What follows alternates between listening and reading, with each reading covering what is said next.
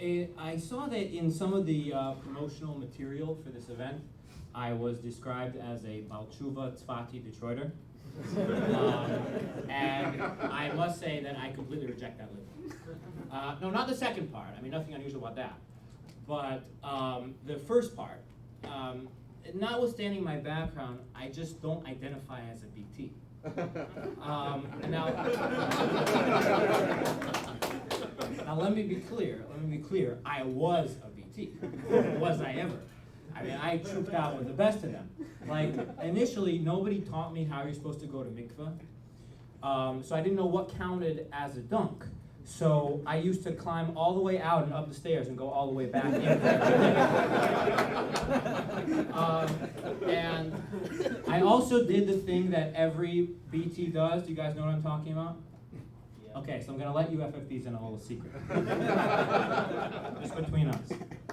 Every single Balchuva, without exception, every single one, at some point believes that maybe, possibly, he just might be Mashiach. Don't laugh at that. Come on. I know there are other BTs here. Can't confirm. And you know that you did it. Don't even try to pretend. You didn't announce it to the whole world. You thought about it. And you started preparing, you practiced blowing shofar. Although, I have to admit that I always found the whole Goy Gumogig thing very concerning. So you could imagine my relief when I started hanging out with Chabad and I found out that the Rebbe is Mashiach.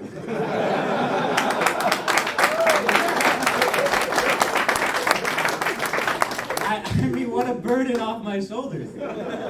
Not to mention the fact that it's a heck of a lot easier to hide a Mashiach flag in your room at your parents' house than it is a white donkey. Let me tell you. I know from experience. Now, little did I know at the time that in certain Chabad houses you'd actually be more welcome if you said that you're Mashiach, but that's another discussion. Anyway, but I had one thing going for me. And that's that I was still very young when I got involved in all this. So I decided I'm going to learn to do things like the pros. I'm going to become un-BT. So you know how people make baby books for their kids and they record all the kids' milestones, like his first word, his first steps, and that kind of thing. So I did the same thing with my journey to being a regular FFB Lubavitcher. So I have in there my first time talking in tefillin, my first time davening after Chatzos, my first time saying Mazenis on an entire pie of pizza, my first time speaking Lashon Hara. That was a really special one.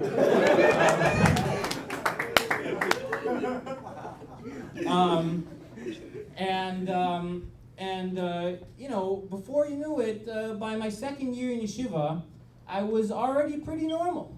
I started sleeping on the bottom bunk, and I learned the proper way to tovel a mikveh, which of course is you dunk your head under and then aggressively karate chop the water as many times as you can in 4 seconds.